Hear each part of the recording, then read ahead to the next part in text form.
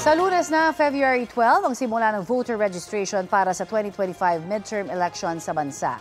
Kabilang po sa mga lugar na pagdadausan nito ay ang 170 na malls sa ilalim po ng Register Anywhere project. Ayon sa COMELEC, paraan ito para mapadali ang pagpaparehistro. Inaasahan na tatagal lamang ng 10 minuto ang registration process ng kada isang registrant.